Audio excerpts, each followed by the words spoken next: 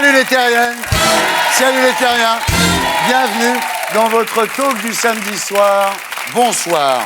4 terriens de choix avec nous ce soir. Camille Cotin. Camille Cotin, bonsoir. Alors, vous êtes l'héroïne de la série Connasse, dans le Before de Canal+, la série qui fait le buzz depuis la rentrée.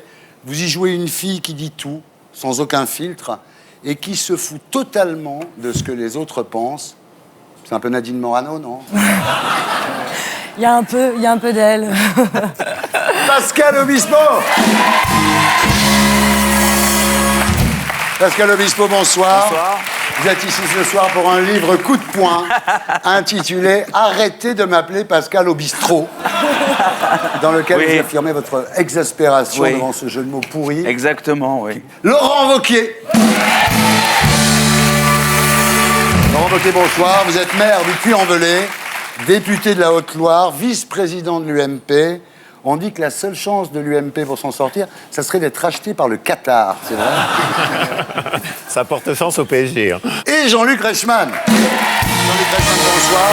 Vous animez tous les jours de l'année sur TF1 les 12 coups de midi. Et devant ce carton d'audience, la chaîne vous a demandé de faire les 12 coups de minuit à Miami, les 12 coups de minuit à Las Vegas, etc., etc. Bravo, bravo.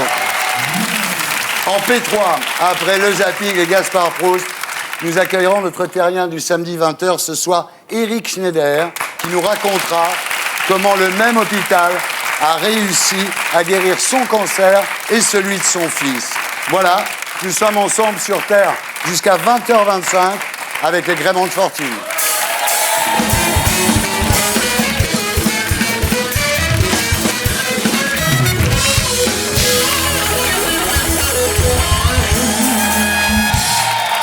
Pascal Obispo, rebonsoir. Ouais.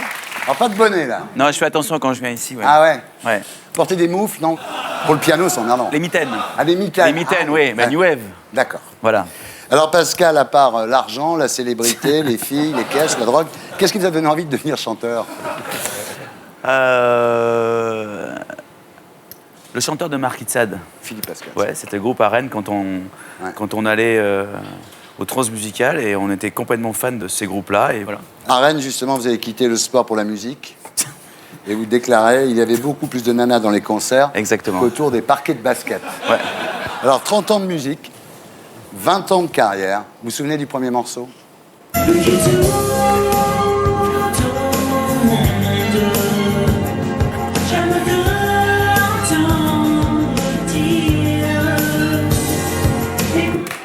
Génial. Et il y en a eu d'autres après. Hein.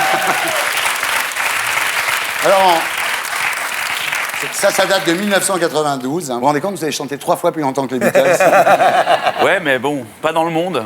Ouais. Voilà, ouais. c'est ça. Mais c'est bien quand même. Hein. Non, mais pays francophone, c'est super, ouais. Super public, partout. Alors, 20 ans de carrière, on vous a tiré qu'une fois dessus à la chevrotine. Non, plusieurs fois, 3 fois. Bon 3 fois. Ah ouais. Une dans le pied, aussi, c'était sur le genou et puis dans la tête, ouais. Il y en avait 3. Et vous, personnellement, quel chanteur aimeriez-vous abattre? Oh, je pense qu'il y en a qui ont renoncé depuis. Hein. Oui, voilà.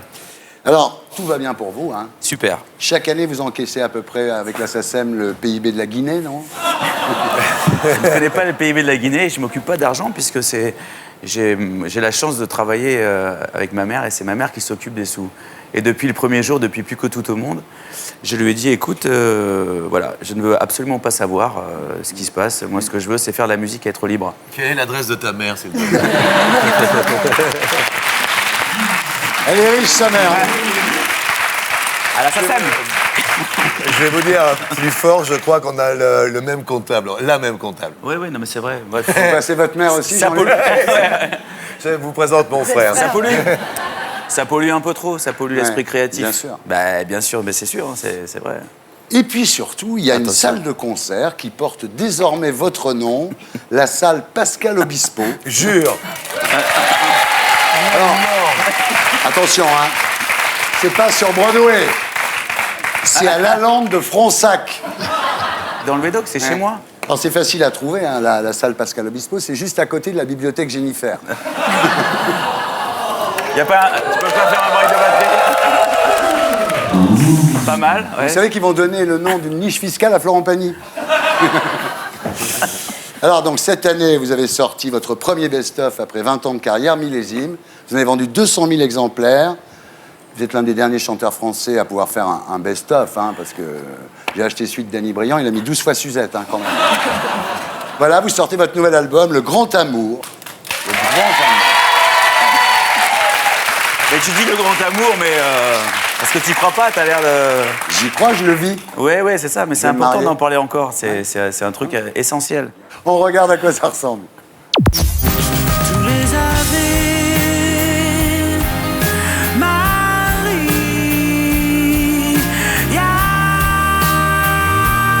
arrive tôt ou tard.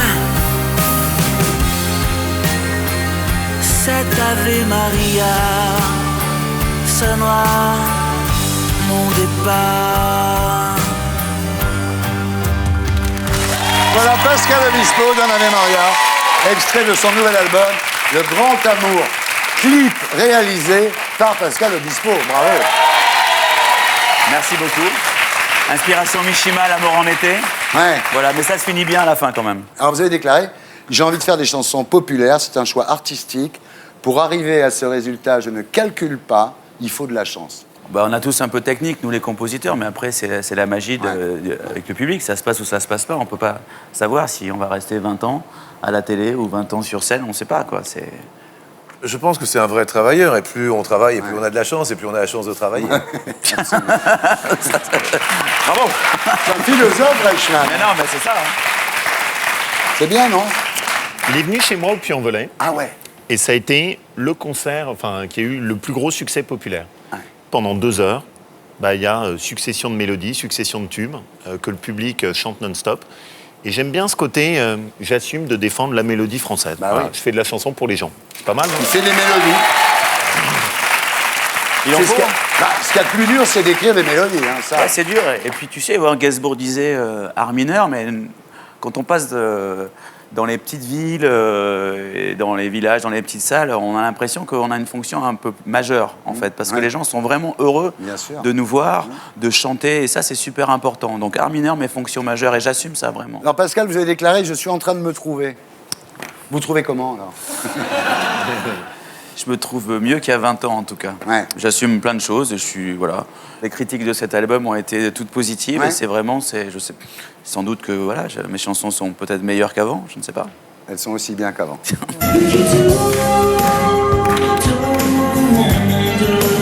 Camille Cotin, rebonsoir. En fait, vous êtes surtout connue comme la connasse du Bifort, l'émission qui passe juste avant le Grand Journal sur Canal+. Vous y jouez une fille égoïste, sans gêne, méprisante. Pourquoi avoir appelé ça la connasse et pas la parisienne? Parce que elle est mondiale. Elle est mondialement connasse. Alors, l'idée de Héloïse Lang, qui est une réalisatrice, qui a envoyé un SMS à une autre réalisatrice, Noémie Saglio, en disant « Je ferais bien un truc sur les connasses. » quoi. Ouais, parce qu'en fait, elles sont scénaristes toutes les deux, et puis elles assistaient à des pôles d'auteurs pour monter des projets. Et puis ils disaient toujours, voilà, on voudrait faire un truc sur un stagiaire, on voudrait faire un truc sur un puceau. Ouais. Et donc elle s'est dit, moi je ferais bien un truc sur une connasse. Sur une connasse, Voilà, super c'est comme idée. ça que c'est parti. Alors, c'est un personnage sans filtre, mais vous avez vécu avec un personnage sans filtre, c'était votre mère. C'était maman, ouais. Elle était comme ça. Elle est toujours comme ça, elle dit Ah ouais. toujours tout ce qu'elle pense. Aux gens qu'elle connaît pas, comme aux gens qui sont Ouais. très proches. Elle peut me dire, oh, c'est fou comme tu peux être belle et comme tu peux être laide. Là, par exemple, tu es très laide. On regarde à quoi ça ressemble.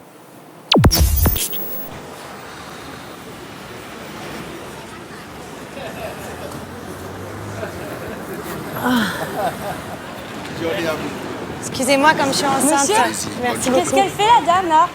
Quoi Qu'est-ce qu'elle fait? Et bah quoi? Non mais elle est pas enceinte, elle passe Mais devant si, tout je le suis monde, elle est enceinte. même pas vraiment enceinte. Mais je protège mon fœtus. Oui, bien sûr. J'aurais pas aimé être votre voisine pendant la guerre. Hein. Ouais, je garde son gosse là. Bah, elle m'a supplié alors. Entre 2 et 5 ans, je dirais. Ouais, arrête. Non, ça va, ça va. Enfin, j'ai un peu l'impression de me promener avec un nain bourré, mais ça va. J'arrive pas à croire. T'es pédé? C'est sûr. Parce que t'es tellement beau, c'est un gâchis. Tout n'est pas perdu, ça se soigne. Tu gagnes combien par mois? Enfin, à 10 000 € près, quoi. À 10 000 € près. Et dans ton slip, ça sent le parmesan? Il y a des maladies de type téléthon dans ta famille? Hop là, bonjour monsieur. Non, c'est madame. Oui, d'accord.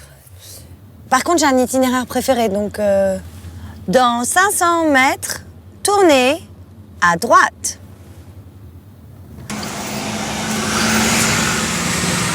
C'est une place handicapée là. Quoi? C'est une place handicapée là. J'ai une mycose, monsieur.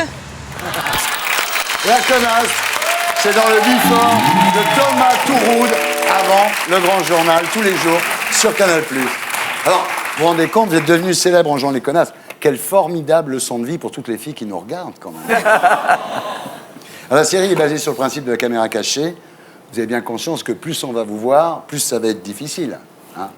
Ouais, on va étendre un petit peu le terrain de jeu en Bah ouais. saison 2, justement. Bah ouais. Ouais. Alors, est-ce que vous êtes une fille bien qui joue à la connasse dans une série ou une connasse qui joue à la fille bien dans la vie? Bah, c'est la question que je me pose maintenant, finalement. Je croyais que j'étais une fille bien qui faisait la connasse à la télé. En fait, je me demande si je suis pas une connasse qui fait semblant d'être une fille bien. Vous êtes peut-être tout simplement une connasse que tout le monde aime bien. Peut-être. Et maintenant, nous allons tous apprendre à devenir des connasses. On fait une interview Connasse School.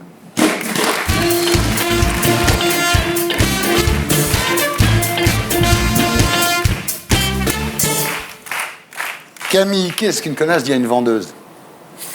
Ah, vous voulez pas essayer pour moi, j'ai la flemme. Non mais, enfin, même si vous faites 2 tailles de plus, je pense que j'arriverai à me rendre compte. Qu'est-ce qu'une connasse dit à un tout petit enfant? Eh ben, rends-toi utile, toi, fais-moi un mojito. Royal, avec du champagne. Qu'est-ce qu'une connasse dit à ses copines? Je te dis ça parce que je t'aime bien, mais je pense que ce pantalon te fait un gros cul.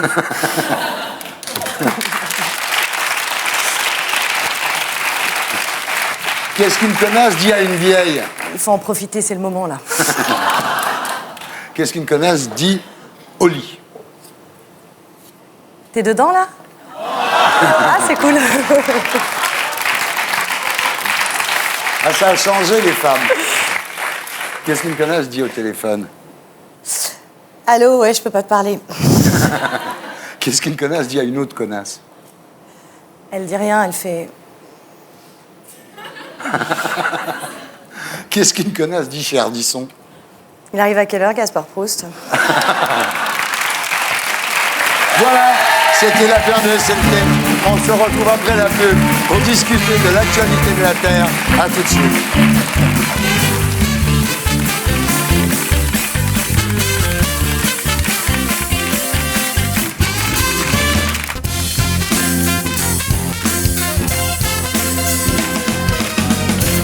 Rebonsoir les terriens, rebonsoir les terriens.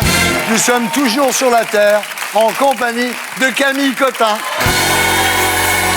de Pascal Obispo, de Laurent Wauquiez et de Jean-Luc Reichmann. Jean-Luc Reichmann, rebonsoir. Rebonsoir. Vous êtes l'animateur 365 jours par an du célèbre jeu de TF1, Les 12 coups de midi. Vous êtes l'animateur préféré des Français. Vous êtes Léo Mattei, le héros de la nouvelle série de TF1.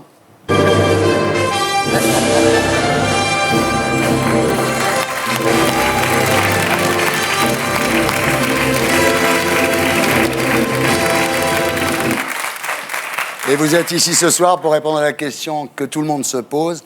Ça fait quoi d'être un peu le Michael Gorbatchev de la télé française? Alors c'est très intéressant parce que vous-même qui avez une tâche ici et qui Là, vous la, et qui je la l'a cache. masquée. Et Wauquiez, il la cache Monsieur aussi. Wauquiez, Moi, qui elle est a une derrière, tâche moi. ici. Alors là, c'est très intéressant ce que vous dites. Personnellement, Thierry, je l'assume totalement. Les différences étant dans les ressemblances. Ouais.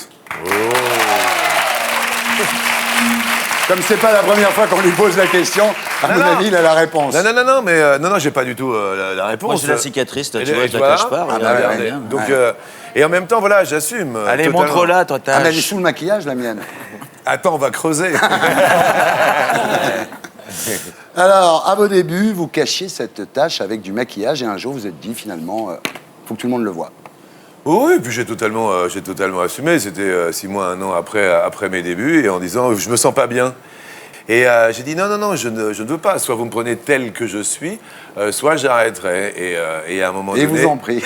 Et ça a non, marché. ils m'ont Ils ont gardé, en fait. gardé. Il a raison. Ils m'ont gardé, je sais pas pourquoi, c'était une question de chiffres et d'audience. J'ai pas compris. Moi, je me souviens, je vous ai connu à vos débuts, vous étiez chauffeur de salle sur Flashback, animé par Laurent Boyer. Ouais, et c'était vous qui produisiez déjà. Voilà, déjà. C'est vrai. Vous avez fait du chemin, hein. Alors, sur TF1, vous animez les 12 coups de midi, 4 millions de gens tous les jours. C'est là qu'on est content de l'augmentation du chômage ces dernières années, quand même. Oh, ça. Alors, ça, c'est. Alors, ça. Alors, résultat, vous êtes aujourd'hui l'animateur préféré des Français, mesdames et messieurs.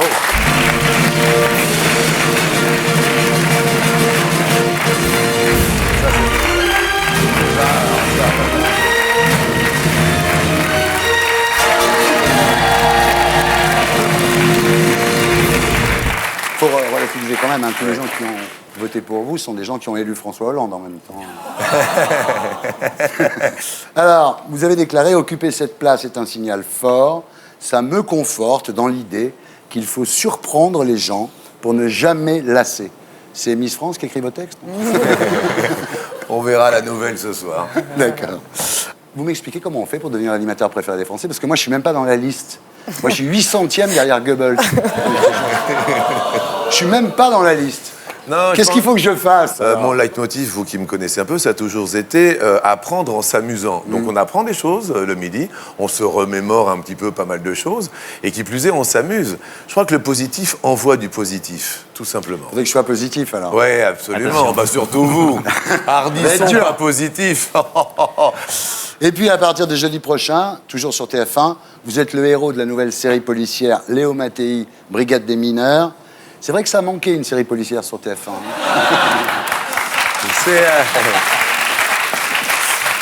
Je fais un petit aparté pour vous dire que c'est une cause qui m'est très chère, hein, puisqu'on parle des enfants. Ouais. En revanche, vous en avez un paquet, vous. Oui, ça va.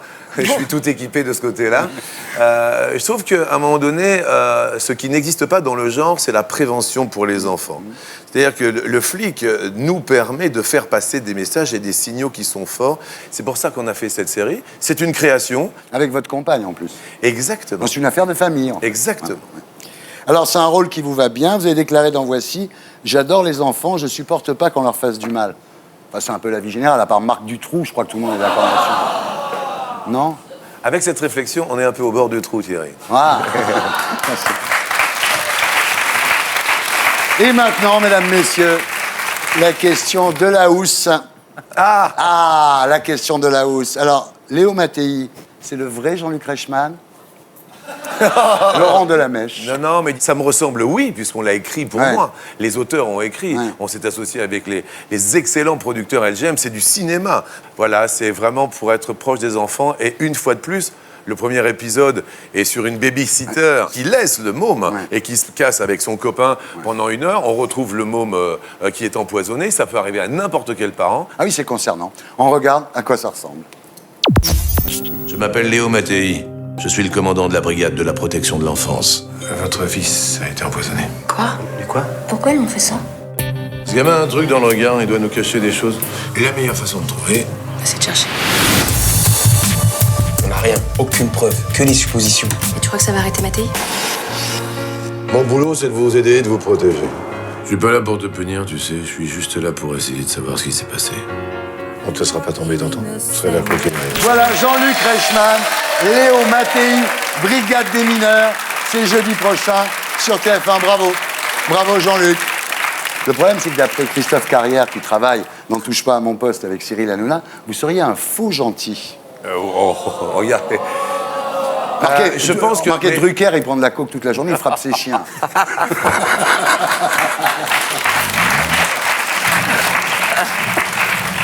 Non mais vous n'êtes pas comme ça quand même.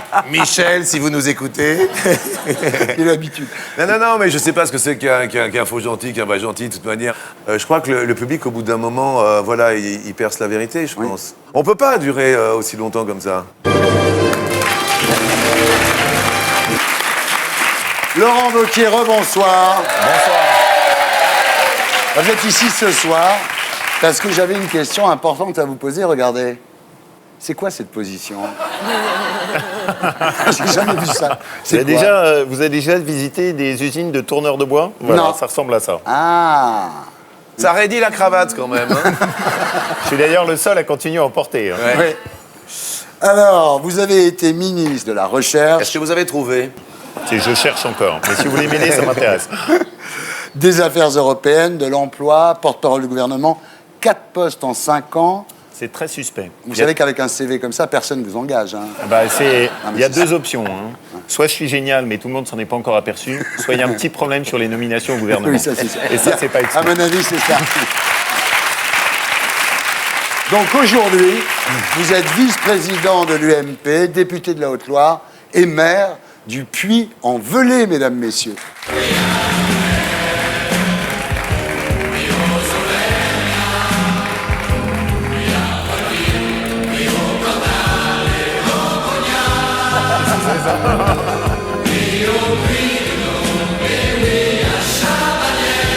Chamalière.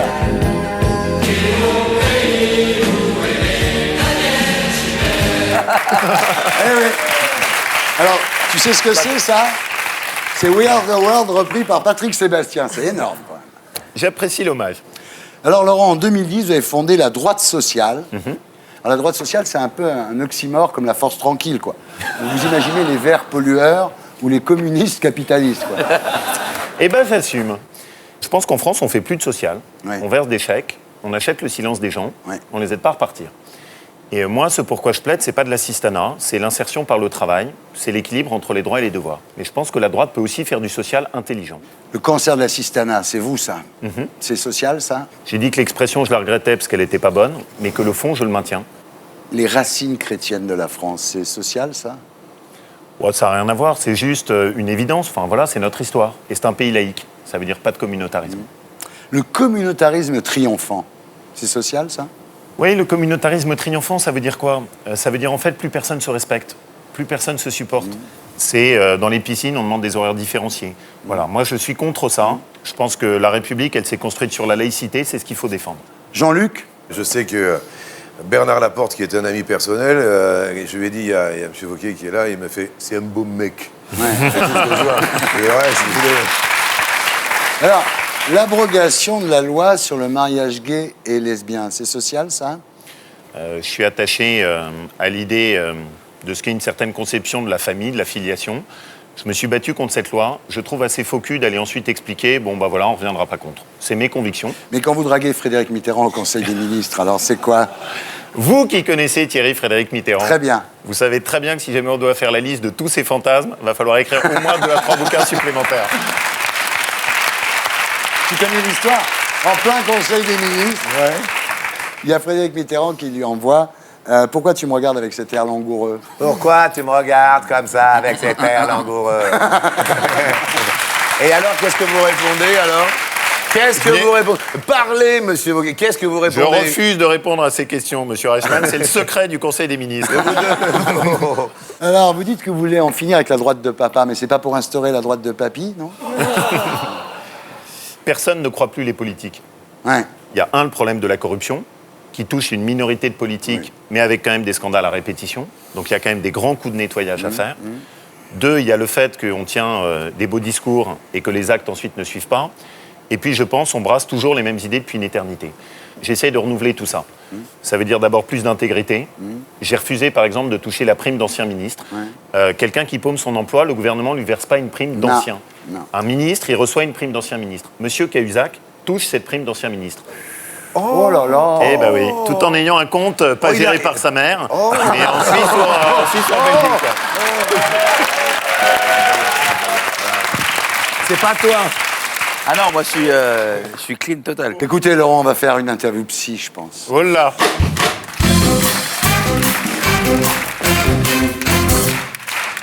Laurent Wauquiez, êtes-vous parano?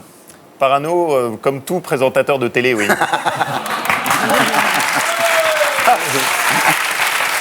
Schizo? Schizo, non. Même conviction, mêmes idées. Rulio? J'ai beaucoup d'admiration pour le fils. Hein. Hétéro? Hétéro, oui, définitivement. Nympho? Nympho, ça m'arrive. Mazo? Non. Sado-maso? Ni l'un ni l'autre. Exhibo? Exhibo, pas sur votre plateau. Non. Morano? Morano, j'aime bien, Nadine. Populo? Populo, au sens de Pascal Obispo, oui, j'aime bien. Voilà. Est-ce que vous êtes démago? Démago, non. Disco? Disco, Daft Punk, oui. Adamo? Adamo, non. Gigolo? Gigolo, non. Gros Lolo? Elle est bien. Je fais de la Oui, musique, vous aimez ouais, bien sûr. Vous êtes gigot d'agneau, vous? Gigot d'agneau? Non, moi, c'est plutôt le fin gras du volet. Vous êtes Rocco? Sifredo, c'est ça votre question? Si, Fredo, oui. Vous êtes porno, sérieux? Non, mais ouais, c'est vrai. Vous regardez bien YouPorn quand même, non? Comme tout le monde. Comme tout le monde, voilà. Ben voilà. Il est honnête. Il est honnête, comme toi, il regarde YouPorn, voilà. Mais ouais. Vous êtes pétardo? Pétardo, non. Vous êtes Coco, non? Coco, non. Non. Héros non plus. Non, mais il faut demander à Michel Drucker, si j'ai bien compris. Ah ben il frappe ses chiens, Michel Drucker.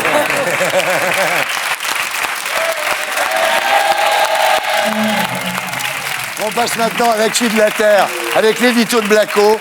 Et c'est Alexis Corbière, secrétaire national du parti de gauche, que nous retrouverons sur ce plateau après le Magnéto ce soir. Faut-il augmenter la TVA en janvier?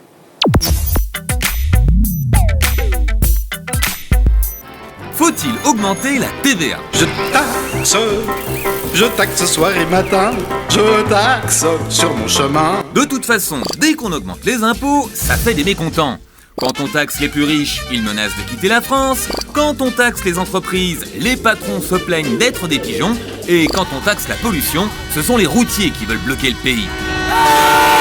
Avec la hausse de la TVA prévue le 1er janvier, cette fois ce sont les ambulanciers, les horticulteurs ou encore les poneys qui crient à l'injustice. Mais la TVA est-elle vraiment si injuste que ça? Pour Mélenchon et ses alliés, ça ne fait pas de doute, puisque cette taxe s'applique de la même manière à tous les Français. Le litre de rouge du Prolo sera taxé à 20%, exactement comme la caisse de champagne du millionnaire. D'ailleurs, avant d'être élu président, Hollande trouvait lui aussi que ce serait vraiment injuste d'augmenter la TVA. Augmenter la TVA d'1,6 point ne changera rien à l'état de notre économie et sera une mesure injuste de plus, parce que ça frappera l'ensemble des ménages. Mais maintenant qu'il est à l'Élysée, Hollande a décidé de faire comme Sarkozy.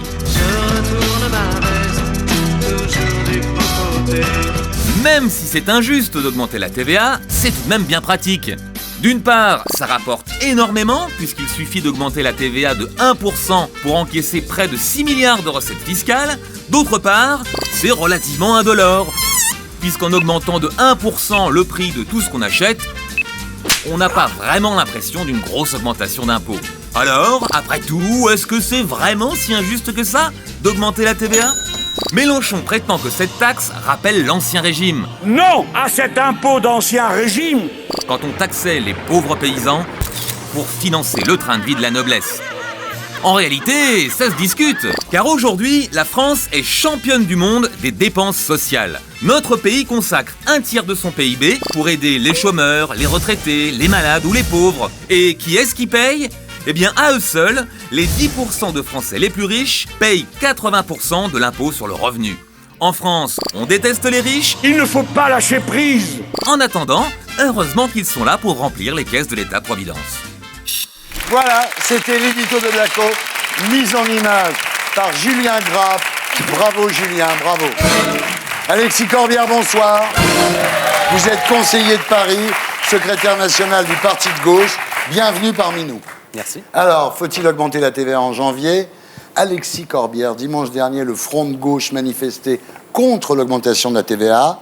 Le problème, c'est que tout le monde paye, les riches et les pauvres. Et pour vous, c'est injuste.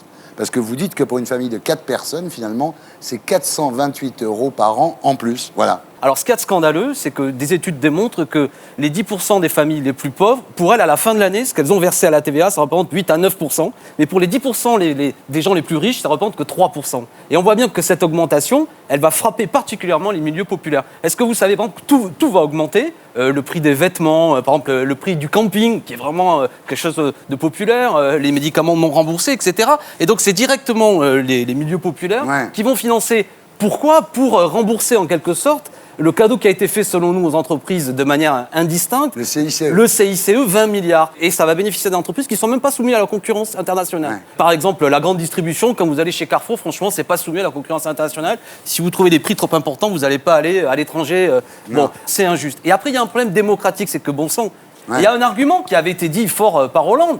C'était celui qui refuserait la hausse de la TVA. Je vous ai amené un tract qui date de l'élection présidentielle. C'est ce que disait le Parti socialiste. Non à la TVA non Sarkozy. À la TVA Sarkozy. Et en dessous, il y a marqué François Hollande annulera la hausse de la TVA. Ben voilà. C'est là-dessus que la campagne a été menée. Et aujourd'hui, il fait l'inverse. Donc là, il y a un problème de fond. C'est que notamment les commerçants, les artisans, vont subir les dégâts de cette augmentation. Parce que si la consommation populaire se réduit, notamment, ils en sont les premières victimes. Bah, dis donc, Wauquiez, vous n'avez pas besoin de vous battre contre Hollande, il le fait. Lui, il voulait la mettre à 21. Il n'y a qu'à laisser faire. Non, Ceci étant, c'est vrai que vous, Sarkozy, vous l'avez voté, c'était pas 20%, c'était 21%, vous. Hein. Non, mais la TVA, il y a une utilité qu'on n'a pas du tout évoquée. C'est que ça permet quand même de faire payer les produits chinois. Faire payer les produits chinois, c'est quoi ? C'est taxer les importations. Bien sûr. Moi, j'assume le fait de dire qu'il faut une préférence européenne et qu'il faut du protectionnisme. Aujourd'hui, quand je regarde ce que fait la Chine, elle s'arrange pour fermer son marché intérieur. Ouais. Nous, on continue à offrir le marché intérieur européen aux produits étrangers sans mettre la moindre préférence européenne. Ouais. C'est de la folie. Oui, l'inconvénient de la TVA, c'est que c'est aussi sur les produits français. C'est pour ça que ça, c'est le problème qu'elle pose et qu'il faut compenser en aidant nos entreprises pour qu'elles puissent baisser leurs prix. Voilà. Alors, vous proposez d'augmenter l'impôt sur le revenu. C'est-à-dire de créer 14 tranches au lieu de 5. Alors, je comprends que quand vous dites 14 tranches, on se dit, oh là là, on va payer encore plus. Parce que déjà, on paye beaucoup, Alexis. Oui, mais l'impôt sur le revenu, il n'est pas juste. Nous, on est pour passer à 14 tranches d'impôts plus progressifs. Moi, je suis même pour un impôt universel, que tout le monde paye l'impôt, même symboliquement. Même 1 euro, oui. Ouais, pourquoi ça pas. Montrerait aux gens ce que c'est de payer un impôt. Mais à l'inverse, je pense que parmi les Français les plus riches, et il y a des gens riches dans ce pays, franchement, je ne leur fais pas injure quand je dis ça, et que les choses soient claires pour nous, ça signifierait en plus que pour 80% des Français, ils paieraient moins d'impôts. Mais c'est clair, on l'a déjà dit à l'attention des plus riches, là, les amis, on va passer le rabot. On l'a dit pendant la campagne présidentielle, au-dessus de 30 000 euros par mois, nous, on prendrait tout. Sauf que le résultat, c'est qu'on nous dit on va faire payer les riches et tout le reste, dormez tranquille. Le résultat à l'arrivée, c'est que c'est les classes moyennes qui payent l'addition tout le temps. Et moi, ce qui me préoccupe, c'est qu'en France, ça fait 30 ans que les augmentations d'impôts, les plus riches, ils sont partis. Ceux qui restent, c'est les classes moyennes et ce sont elles qui payent l'addition. Oui, mais Laurent Wauquiez, pardon, 30 000 euros, c'est pas les classes moyennes, on est d'accord. Oui, sauf que c'est pas comme ça que ça finira. Ah bon. C'est-à-dire que vous commencez à 30 000 euros, vos 14 tranches, elles seront pas uniquement sur les plus de 30 000 euros. Et vous allez commencer à taper sur les gens qui ont 1 500 euros par mois, 1 300 euros. Je viens de vous dire l'inverse. Ce qui vient de commencer d'ailleurs. À combien vous commencez à frapper ? Non, mais à combien les premières augmentations avec les gens non, mais c'est pas à combien on va commencer à frapper, mais c'est que clairement aujourd'hui, il y a une progressivité de l'impôt qui est à faire. C'est des questions sérieuses, c'est-à-dire vous proposez de passer à 14 tranches. Vous avez envie d'augmenter à partir de combien ?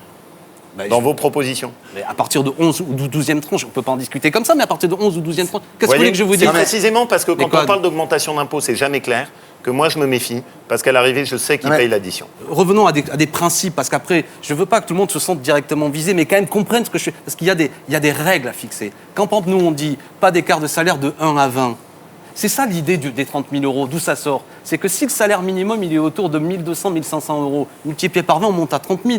Vous êtes contre cette idée que vu qu'il y a un salaire minimum, il faudrait qu'il y ait un salaire maximum ? Moi juste, mais c'est peut-être mon côté auvergnat, ce que j'aimerais bien aussi en France, c'est que de temps en temps, on pense à faire des économies. Si par exemple, on essayait de rapprocher une commune sur 2 pour en avoir un peu moins. Je vais en proposer une économie, monsieur Wauquiez, répondez à celle-là. On parlait du CICE, là, ce crédit d'impôt, qui touche les entreprises. Cette semaine, quelque chose a choqué, c'est la situation de monsieur Varin, le patron de PSA. Lui, il avait cette retraite chapeau de 20 millions, 21. Mais ce qu'on a oublié de dire, c'est qu'il n'était pas le seul dans la direction de PSA. Le directeur stratégique, le directeur du commerce, le directeur de la vente. Il y avait 70 millions. Voilà. Alors pourquoi je dis ce chiffre ? Retenez-le bien. 70 millions. C'est ce que l'État a donné à Peugeot. Voilà. On est d'accord que 70 millions d'euros proposés à PSA, ça ne sert à rien. On reprend. D'accord ? On annule CICE. Ça ne sert à rien. On est d'accord là-dessus? Non, je suis pas d'accord là-dessus. Ah, là, je vous tiens parce que je vous connais. Vous, quand vous parlez des assistés, monsieur Wauquiez, vous êtes toujours sur les gens qui gagnent 1000 ou 1300 euros. J'ai aucun mais problème. monsieur Varin, vous en parlez jamais. J'ai fait partie de ceux et des seuls dans ma famille politique à dire qu'il fallait supprimer les retraites chapeau. Donc ça me dérange pas du tout ce thème. Sauf que ça, c'est 80 millions d'euros. Les augmentations d'impôts sur les familles modestes, c'est 13 milliards d'euros cette année. Et là, vos 80 millions d'euros, vous les trouverez pas comme ça. Donc ce qui me gêne, c'est que ce que vous dites, vous faites croire que en taxant ceci ou cela par miracle, on va trouver l'argent. Ah non, c'est pas par miracle. Malheureusement, en France, c'est toujours les mêmes auxquels on Non, demande. monsieur Wauquiez, Donc, j'ai une solution. Il y a 60 à 80 milliards d'euros chaque année de gens qui fuient l'impôt, qui sont à l'étranger ou qui font de l'évasion fiscale. Ouais. Si on faisait comme les États-Unis, là-bas, il y a une loi fiscale qui fait que quand un contribuable américain vit à l'étranger, les services fiscaux Quand américains... il revient en Amérique... Ouais, même ils vont le voir là-bas, ils disent combien vous payez dans votre pays dans lequel vous êtes.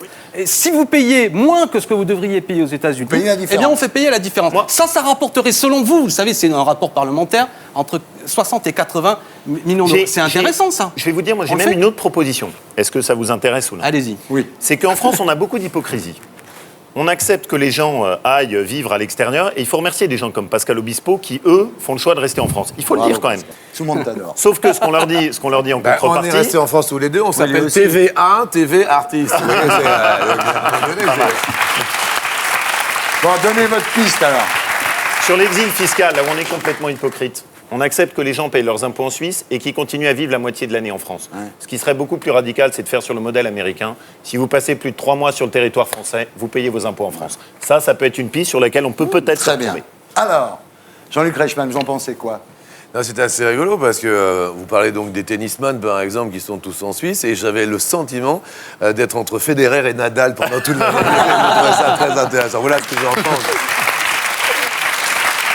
Il y a un truc aussi, Alexis, c'est-à-dire 10% des Français payent 80% de l'impôt sur le revenu pour le moment. La France consacre un tiers de son PIB aux chômeurs, aux c'est retraités, génial. aux Vive la malades, France. aux pauvres. Bon. Les gens qui gagnent plus d'1 million d'euros par an, ils sont taxés à 75%. Donc, est-ce que vous n'allez pas tuer le cheval qui tire la charrette? Mais non. Là, je prends un exemple exprès Puy-en-Velay.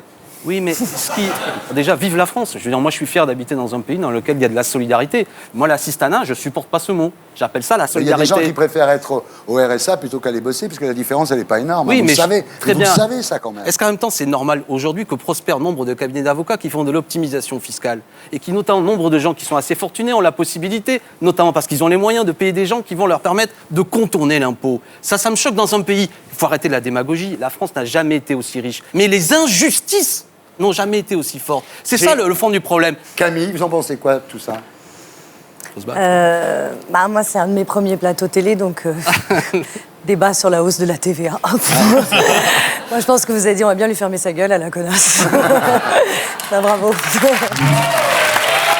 Alexis Corbière, merci d'avoir été avec nous. Laurent Wauquiez, merci d'avoir été avec nous.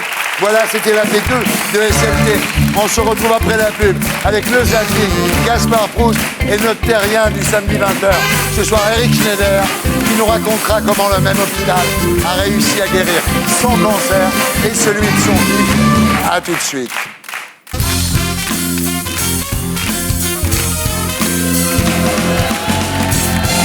Bonsoir les terriennes, bonsoir les terriens. Nous sommes toujours sur la Terre en compagnie de Camille Cotin, de Pascal Obispo, de Jean-Luc Reichmann. Et nous accueillons notre terrien du samedi 20h ce soir, Eric Schneider. Bonsoir. En 1999, vous êtes frappé par un cancer du poumon.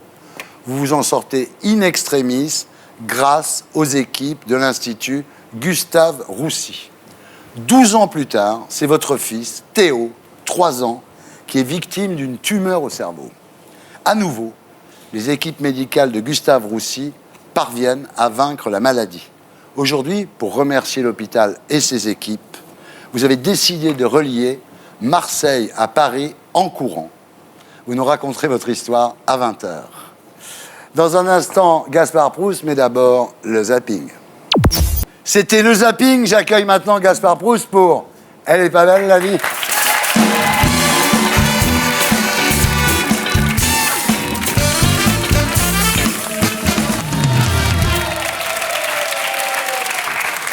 Dimanche, j'ai chopé la grippe, donc je peux dire que toute ma vie, j'ai jamais autant fait la bise aux gens.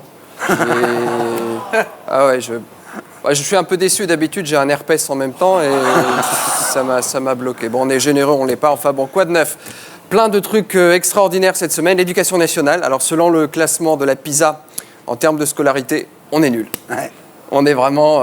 Bon, si la France recule, c'est par humilité.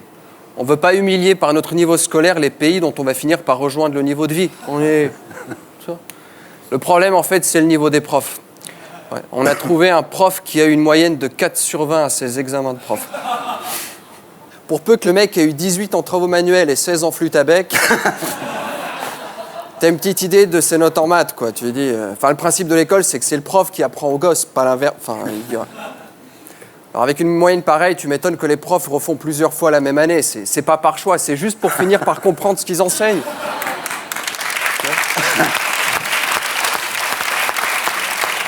Alors, la bonne nouvelle, c'est qu'il paraît qu'on a un système très performant pour les élites. Alors c'est un système qui est adapté aux gens très... Voilà. C'est vrai que quand on voit les élites françaises, qu'est-ce qu'elles lui mettent à la mondialisation? Ah ouais. Tu vois? Si Mercedes, Apple, Google n'investissent pas en France, c'est juste par complexe d'infériorité. Théâtre subventionné. Après Olivier Pi, Patrice Chéreau, la France découvre le génie scénique de Jean-Luc Mélenchon. Ouais. Impressionnant de maturité. Tu lui donnes un trottoir, 4 figurants, il te fait baignure. Vie nocturne. Après David, Cathy Guetta et Régine, le PS s'est mis à organiser des soirées à thème. Génial. C'est le concept, c'est la soirée lieu commun. Tu vois, tu trouves une évidence, tout le monde doit être pour, et boum, DJ. Et là, c'était la soirée contre la haine. Alors, il prévoit aussi une soirée 1 + 1 = 2. La night de la pluie qui mouille, ça va être... Alors, c'est vraiment les seules soirées où j'arrive à me trouver génial parce que tu déblatères une banalité, les gens disent « Oh putain !» Alors, j'ai abordé une fille, je lui ai dit « Franchement, la 1 2 minutes, c'est nauséabond. » Elle m'a dit « Ouais. » Et Marine Le Pen, tu trouves pas que c'est une facho? Putain. Tu sais, il y a des trucs, je commence à dire... Et là, tu sais, cochonne... Enfin... Je te regarde dans les yeux et je viens de me faire traverser par un sentiment étrange, mais tu trouves pas que la paix, ça fait moins de morts que la guerre? Et attends, tu m'inspires un truc. Au fond, j'ai l'impression que tous les hommes naissent libres et égaux en droit. Alors la fille scotchée, elle m'a dit, toi, t'as dû faire normal sup, quoi. J'ai dit, écoute, on s'en fout des études, ce qui compte, c'est le cœur. Là, elle m'a dit, on va chez toi ou chez moi? Je dis, non, c'est gentil, mais je me remettrai à faire l'amour que lorsqu'on aura éradiqué la faim dans le monde. En revanche, une pipe aux toilettes... Foot. Cette polémique, le PSG a commencé son match contre Lyon sans un seul joueur français. Ouais. Excusez-les d'avoir envie de gagner.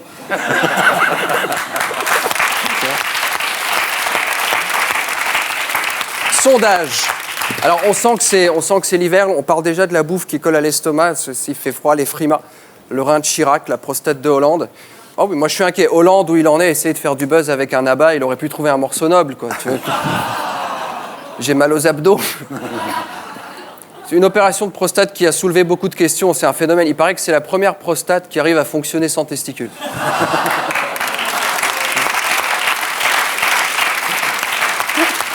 Alors, on l'a retrouvé dans une crèche, dans une position... Bon, après le président des bisous, le président des nounous. Cette photo, vraiment, elle a fait mal, mais elle s'adresse aux Français. Elle a dit, voyez, moi aussi, j'ai les mains dans la merde. Quoi? Mais je comprends pourquoi il a un peu, du coup...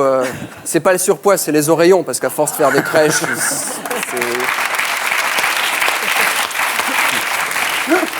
International, Afghanistan, après 12 ans de guerre, ça progresse. Ils vont rétablir la lapidation pour adultère. Ah, c'est normal, c'est normal. Dans un pays où il n'y a rien, c'est quand même super indécent d'avoir une vie sexuelle pimentée. Alors dans la foulée, ils ont aussi sorti un rapport qui estime que les cultures de substitution à l'opium ont échoué. Non mais c'est vrai que c'est super courant, le dealer qui vient te voir en boîte et qui dit « Écoute, j'ai pas de coke, en revanche des salsifis et des rats du Touquet. Elles viennent d'un producteur. Et demain, je reçois des pêches du Roussillon, ça va vraiment faire des dégâts. Hein. » Ukraine. Les manifestants veulent que l'Ukraine intègre l'Europe. Ça leur suffit pas de perdre à l'UEFA, à l'Eurovision. Ils veulent en plus se faire humilier à la BCE. Alors évidemment, l'Ukraine fait du bruit et les Femen réagissent. Elles ont uriné sur la photo du président ukrainien. C'est bizarre, hein, les happenings des Femen, c'est quelque chose, ça devient un mix entre la FIAC, Michael Youn et une visite médicale.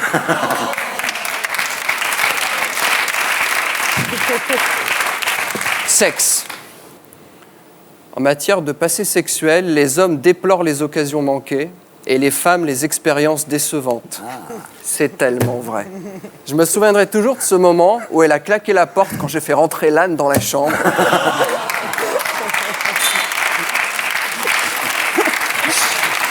J'ai compris. Art. Le chanteur M a fait une prestation dans le métro à Paris. Alors je veux pas juger, mais je trouve que c'est pas la manière la plus futée de se faire du fric au black. Bon, le côté positif, ça va peut-être donner des idées aux enfoirés. Ah, ce serait une bonne idée, hein, les enfoirés dans le métro. Surtout sur les rails. Ce serait vraiment... Non, mais pas vous. Enfin, non, vous êtes un peu à part dans les enfoirés. Vous êtes le seul qui arrivait à vivre de votre métier, quoi.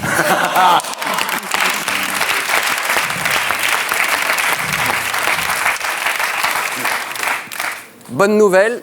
Alors, ouais, ce soir, il y a 2 grosses soirées, Miss France ou Téléthon. C'est pas par machisme, je préfère Miss France. C'est quand même plus facile de s'attacher à des personnes dont on est à peu près sûr qu'elles passeront l'hiver et qui, pour les plus talentueuses, finiront peut-être dans un porno. Ouais. Alors, pas belle la vie? Voilà, c'était Gaspard Proust, que vous retrouverez ici la semaine prochaine. Et d'ici là, demain, à 15h, sur Canal. Et bien sûr, sur canalplus.fr.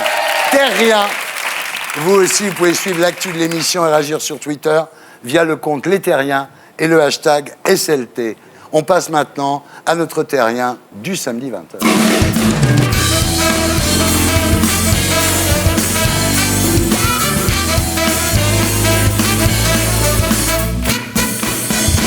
Éric Schneider, rebonsoir. Bonsoir. Alors, vous êtes né le 15 novembre 1970 à Carvin, dans le Pas-de-Calais. Votre père d'origine allemande travaille dans la police nationale et votre mère d'origine polonaise est femme au foyer. Vous avez 1 an quand vos parents déménagent à Paris et à l'école, vous êtes très mauvais élève. Oui. À 16 ans, vous décidez de devenir pâtissier, sans conviction, vraiment, mais à 18 ans, vous décrochez quand même un CAP. Je deviens ouvrier et tout se passe bien.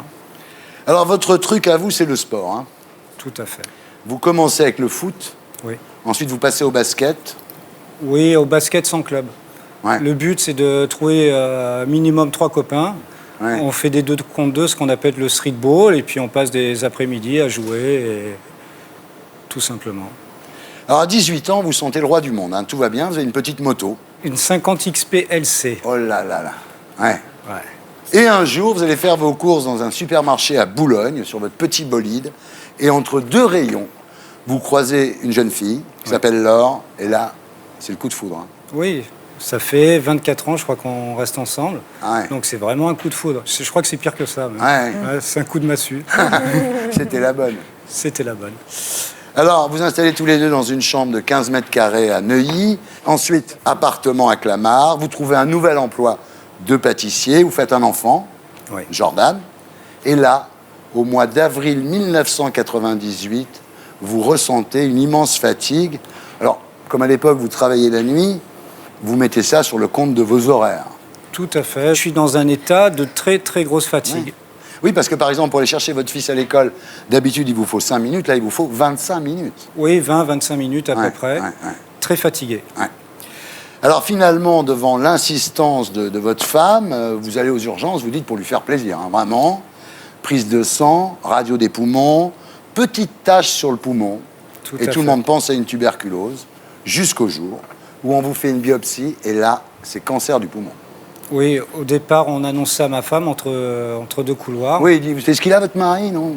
C'est évident, il a un cancer. Ouais, bon. Et ensuite, on me transfère directement à Gustave Roussy.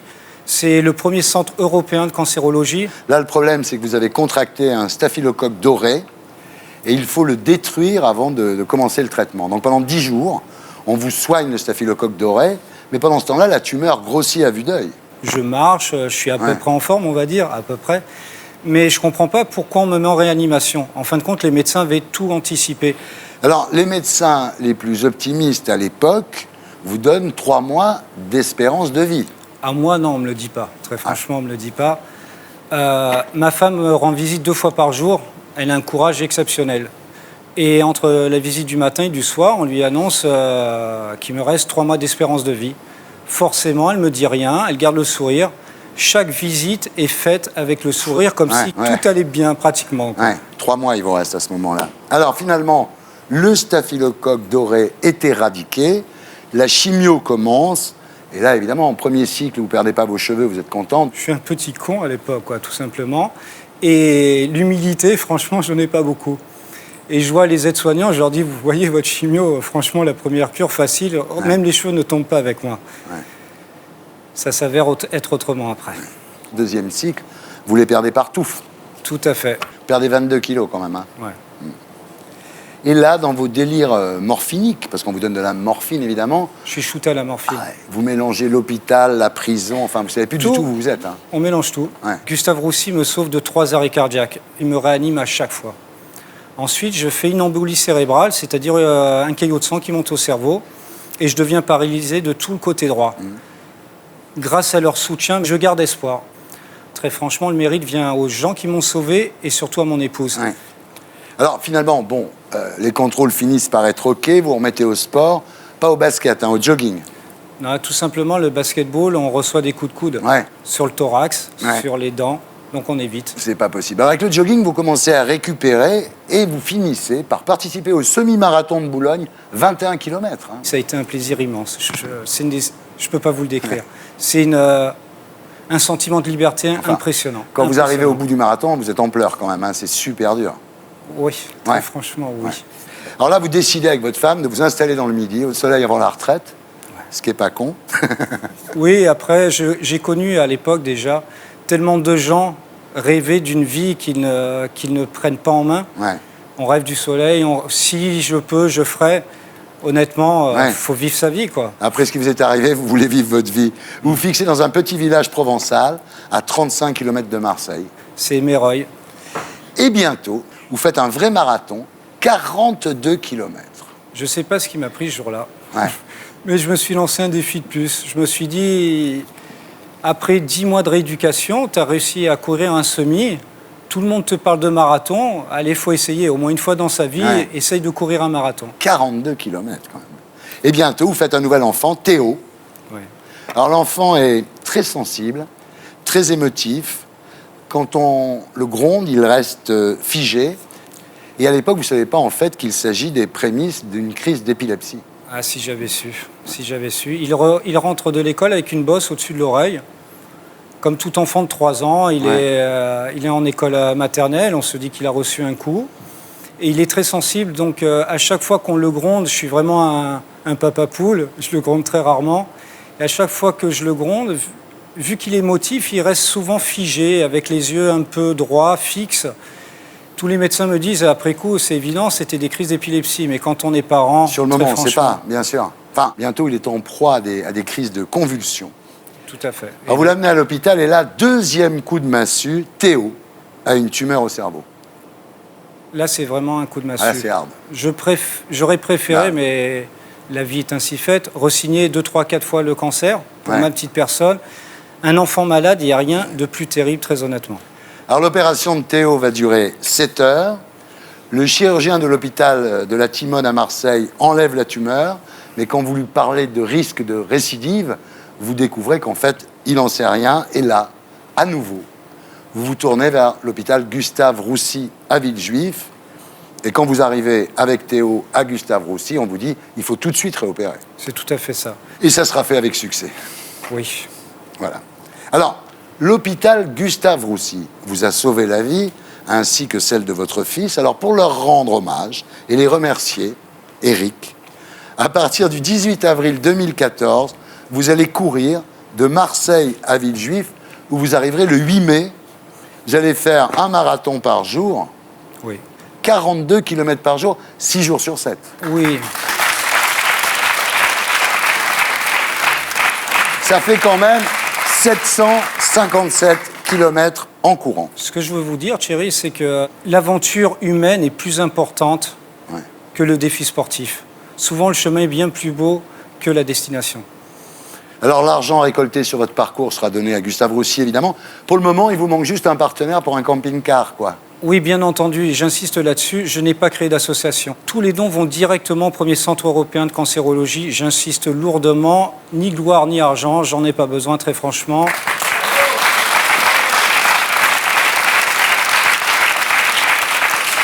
Alors, est-ce que vous auriez un mot pour les toubibs et les infirmières de Gustave Roussy? Parce que quand on va à l'hôpital, on se rend compte à quel point ces gens-là sont extraordinaires.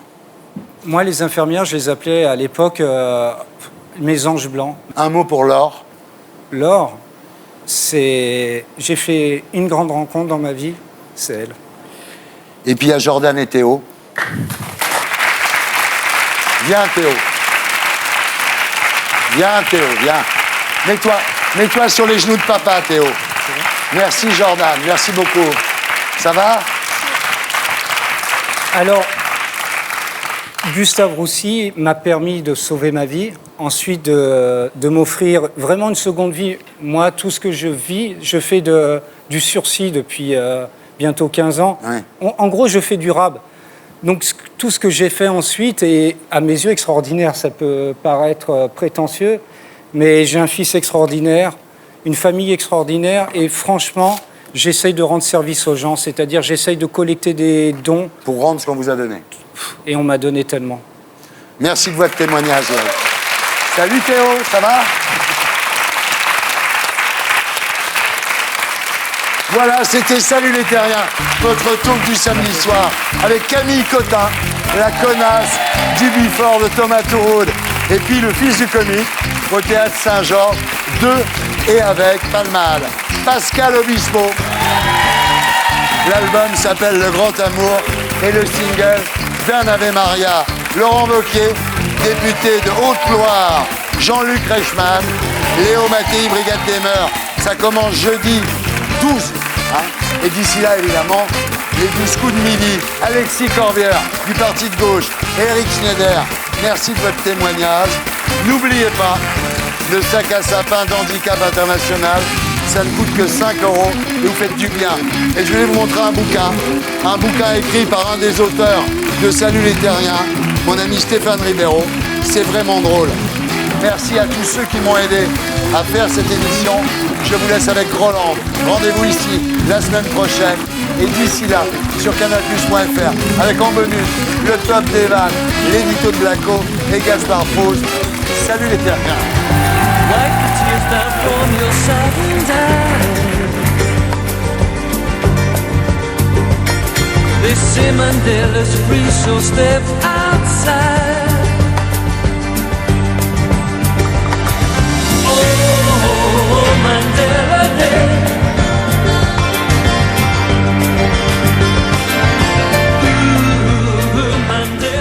Et pour être sûr de ne rien rater de Inarditube, abonnez-vous et mettez un pouce bleu.